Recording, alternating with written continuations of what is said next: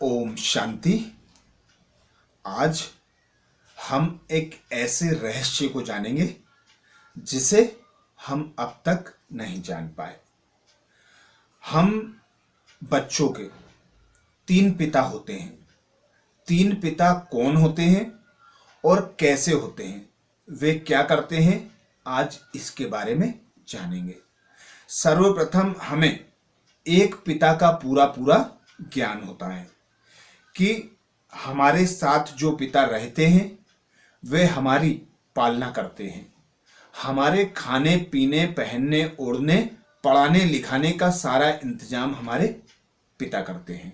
जो हमारे साथ रहते हैं उन्हें हम लौकिक पिता अर्थात देह का पिता कह सकते हैं, क्योंकि हमें पैदा किया, हमारी पालना की, और जब तक हम कमाने लायक नहीं बन जाते जब तक वे पिता हमारा पूरा ख्याल रखते हैं, हमारी हर इच्छा पूरी करने का पूरा पूरा प्रयास करते हैं। एक पिता के अलावा हम दूसरे पिता को नहीं जानते, तीसरे पिता को भी नहीं जानते। तो आज इसी गुत्थी को सुलझाएंगे। हम दूसरे पिता के बारे में जानें उससे पहले हमें स्वयं को जान लेना जरूरी होता है। हम कौन हैं, कहां से आए हैं, यहां क्यों आए हैं। तो सबसे पहले हम यह जानेंगे कि हम कौन हैं।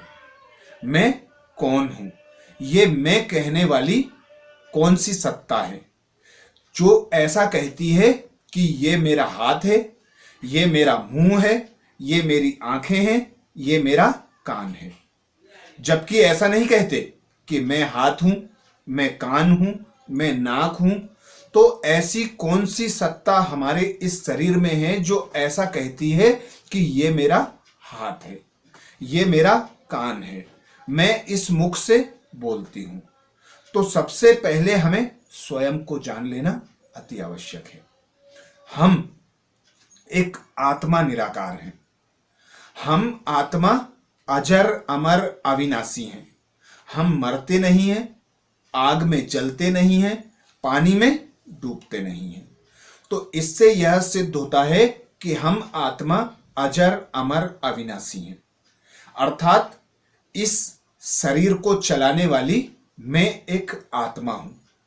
मैं आत्मा जब इस शरीर में कर्म करती हूं तो इन हाथों का प्रयोग करती हूं, इस मुख का प्रयोग करती हूं, इन कानों से सुनती हूं, इन आंखों से देखती हूं। जब यह शरीर बूढ़ा हो जाता है, किसी काम का नहीं रहता, तो मैं आत्मा अपने कर्मों के हिसाब से दूसरा देह धारण कर लेती हूं और उस जन्म में मेरा पिता चेंज हो जाता है, मेरे सब रिश्तेदार बदल जाते हैं। तो मैं आत्मा निराकार हूं। अब जिस प्रकार यह देह का पिता एक देहधारी होता है जो हर जन्म में बदलता जाता है, उसी प्रकार मैं आत्मा अजर अमर अविनाशी हूं, मरती नहीं हूं। तो उस आत्मा का पिता कौन है, उस आत्मा का जन्म देने वाला कौन है, उस आत्मा का घर कहां है। तो मैं आत्मा निराकार हूं।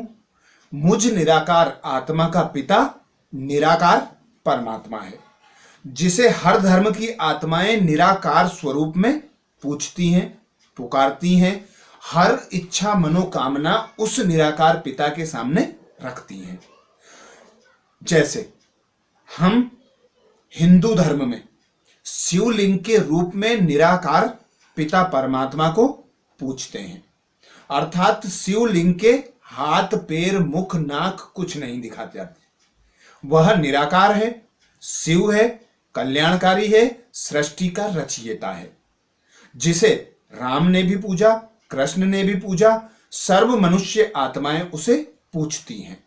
ऐसे ही हम देखें क्रिश्चियन धर्म में, क्रिश्चियन धर्म में कैंडल के ऊपर ज्योति, जिसे लाइट स्वरूप में गॉड फादर कहते हैं, क्रिश्चियन लोग सभी उस निराकार ज्योति की पूजा करते हैं, उसके सामने आराधना करते हैं।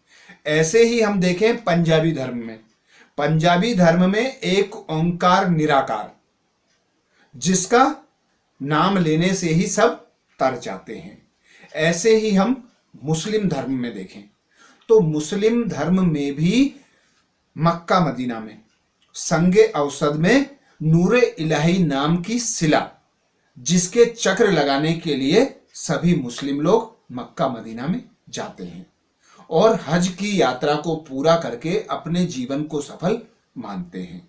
ऐसे ही हम जापान में देखें तो जापान में भी गोल लाइट के स्वरूप का, गोल शिला के स्वरूप का रखकर उसके आगे ध्यान एकाग्र करते हैं, जिससे वे कहते हैं कि हम सूर्यवंशी हैं, हमारी इच्छा मनोकामनाएं पूर्ण होती हैं और हम शांति प्राप्त करते हैं इस पर ध्यान लगाकर।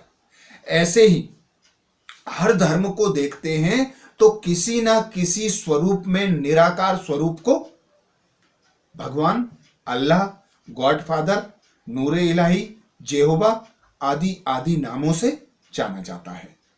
तो वह पिता परमात्मा हम निराकार आत्माओं का पिता है। इसीलिए सभी मनुष्य आत्माएं कहती हैं, हिंदू, मुस्लिम, सिख, ईसाई आपस में सब भाई भाई। तो भाई भाई कहते हैं, इसका मतलब पिता एक हुआ।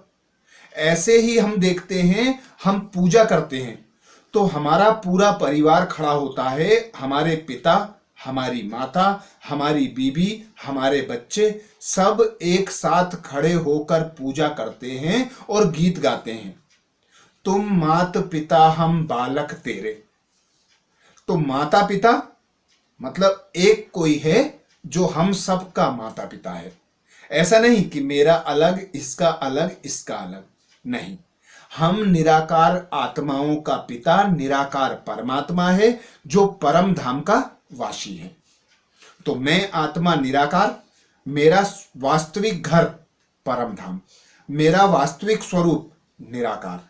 उस निराकार आत्मा का पिता भी निराकार परमात्मा जो मेरे साथ परम धाम में रहता है।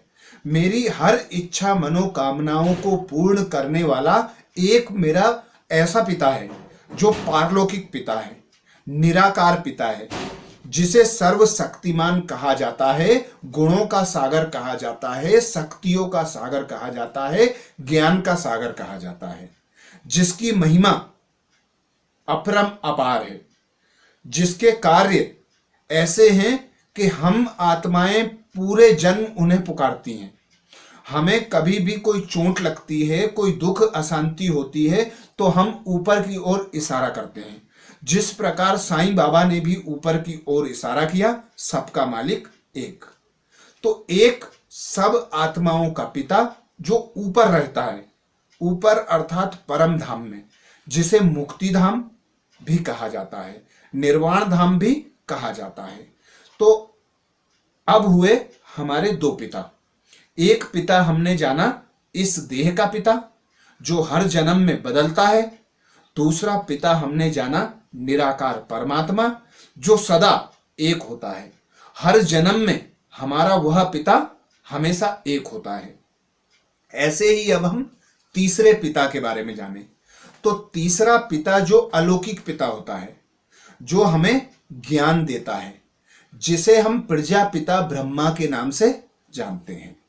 तो प्रजापिता ब्रह्मा हमारा पिता कैसे हुआ, हम उसे प्रजा का पिता क्यों कहते हैं? तो हम सब मनुष्य आत्माएं प्रजा हैं। हमारा एक पिता है जो प्रजापिता के नाम से जाना जाता है, जिसे भक्ति मार्ग में हम ब्रह्मा का नाम से जानते हैं। तो ऐसा पिता जो हमें ज्ञान देता है, जो हमें वरदान देता है, जो हमारी इच्छा मनोकामनाएं पूर्ण करता है। और वो पिता किसके सहारे करता है? क्योंकि ब्रह्मा का भी पिता पिता परमात्मा है। पिता परमात्मा से सर्व शक्तियां, सर्व गुण, सर्व ज्ञान धारण करके वरदानी मूर्त बनकर हमें वरदान देता है। जैसे कि हम भक्ति मार्ग के नाटकों में देखते हैं, कोई भी दानव, दैत्य या देवता तपस्या करते हैं, तपस्या के बाद में वरदान मांगते हैं, वरदान देने स्वयं ब्रह्मा आते हैं और ब्रह्मा वरदान देते हैं। तो ब्रह्मा ने वरदान किससे प्राप्त किए? ब्रह्मा का भी पिता परमात्मा निराकार है। उस निराकार की संतान ब्रह्मा है। ब्रह्मा के द्वारा हम सब एडॉप्ट होते हैं, अर्थात हम सब प्रजा कहे जाते हैं। प्रजा का पिता ब्रह्मा कहा जाता है। ब्रह्मा ऐसी सृष्टि की रचना करता है जिसे सतयुग कहा जाता है।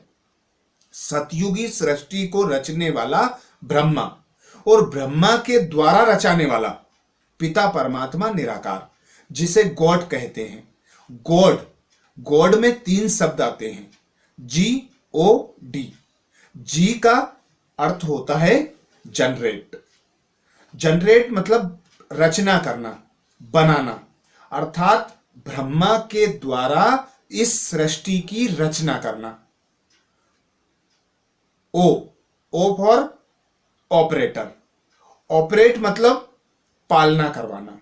तो विष्णु भी सतयुगी सृष्टि की पालना करता है।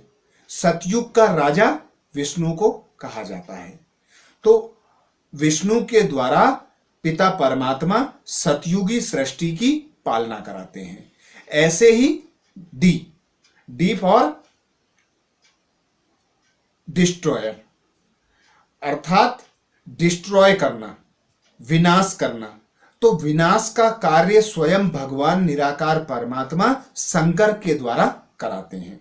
हम देखते हैं शंकर को कहा जाता है, शंकर की तीसरी आंख खुलती है तो सृष्टि का विनाश हो जाता है। तो ऐसा हमारा दूसरा पिता परमात्मा निराकार, तीसरा पिता ब्रह्मा जो सृष्टि की रचना करता है, और विष्णु जिसके द्वारा पालना होती है, शंकर जिसके द्वारा विनाश होता है। तो ऐसे हम आत्माओं के 3 पिता होते हैं। एक सबसे पहला देह का पिता देहधारी, दूसरा पिता निराकार आत्मा का पिता निराकारी, तीसरा पिता प्रजापिता ब्रह्मा। तो इस फादर्स डे पर हम 3 पिता का परिचय लेकर सभी को यह नॉलेज दें। इस वीडियो को शेयर करें। यदि आपको अच्छा लगा तो लाइक करें, शेयर जरूर करें। अच्छा, ओम शांति।